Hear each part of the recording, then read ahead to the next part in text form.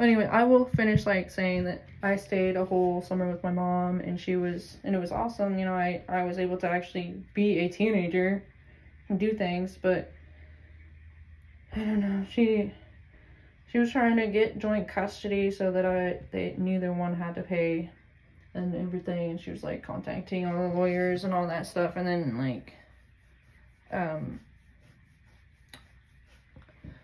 like I had my first visit just before school or whatever with my ex-stepmother and dad, and they brainwashed me, and she convinced me, no, you'll be happier here, blah blah blah blah. And so then I ended up moving back with them, and my mom's boyfriend at the time was so mad at me.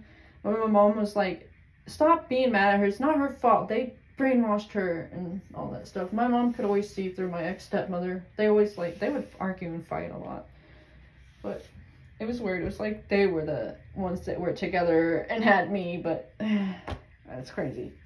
But my ex-stepmother probably had some fucking crush on her or something. I don't know, like,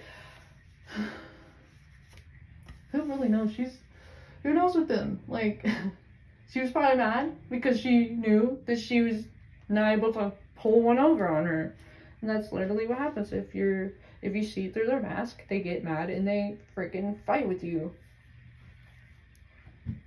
But yeah, so I went back to live with them when I was 14, and school was worse for me because they knew I had been away and why.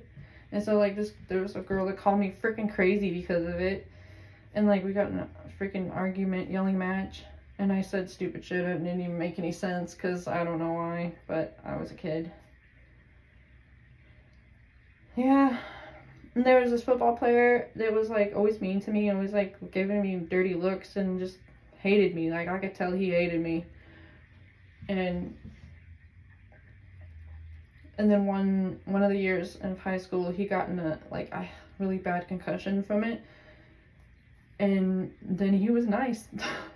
I like to say that was like his wake-up call in the universe being like, you need to stop being a piece of shit. Because he wasn't mean after that. He even like offered me gum and like was like, hey. It was crazy. When he eventually was able to come back to school because he couldn't come back. Actually, I think, now that I think about it, it might have been a TBI. A traumatic brain injury, you know. That's crazy. I don't really know what they said. It just said a really bad concussion and, you know. Yeah, it's crazy. But yeah, when I was 18, I got tired of all the rules, okay? And so, like, I was given the choice of, okay, it was like fighting, like we were fighting a lot, my ex-stepmother, dad, and I was like, I don't want to go by these rules. Like, I don't want to, like, they were unreasonable to me, like, you know, abusive. And so I either had the choice to stay there and pay rent and do whatever I wanted or leave. And so like the next day was like, she gave me her normal summer list of things to do. And so like at the bottom she's like, well, she was like, if you choose to leave, then goodbye or whatever. And then like, or like, if you choose to stay and do all these, then I'll see you later, or some stupid shit. And I chose to leave. I took my car, and they paid for. And I was working. When I was a teenager, I worked as a housekeeper and also at McDonald's. And I think at the time I was a housekeeper. Yeah.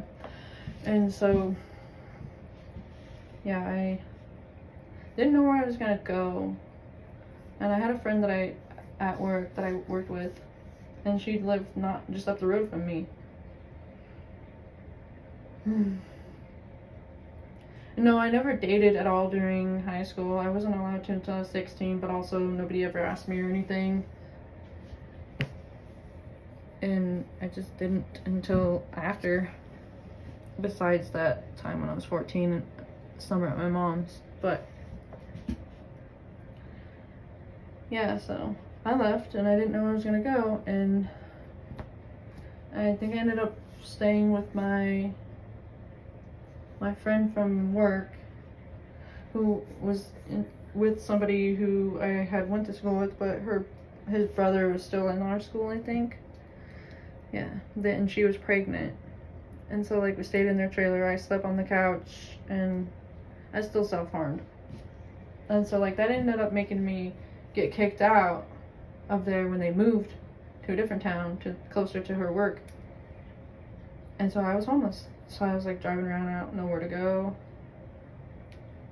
Didn't know where to go. And then I stumbled upon another person I went to school with. I don't know, I just, like, felt like I was led to their house. And oh my god, that whole family is full of narcissists, bro. Especially the mom. And they always said that their aunt was horrible, but when that aunt came and visited, she was the most normal one there. I swear on everything. Like, it was crazy. I was just like, what? So, like, this one is hard to talk about. But they were worse. And I was still in therapy. And, like, with narcissists, if you try to talk about, tell others about them, they get mad, and they find, like, if they find out or whatever, they get mad, and then they, like, make you, they rage about it, and so, I don't know, I was there from the summer until, like, I spent my first, semester of senior year there, or semester, I think, yeah, because it was November when I left, because it was just a lot. Like, I think I got kicked out because I was gonna get kicked out because supposedly, like I was kind of involved with the older son, and they were like, no, I didn't do anything with him like that, but they were like, that's like incest or whatever, and like, he was crazy. He tried to say, or somebody tried to say that, like, because their oldest daughter had a son who was a toddler, they tried to say I tried to kick him down the stairs, and I did not. I was just putting my feet on him or something. It was weird. Oh, hold on.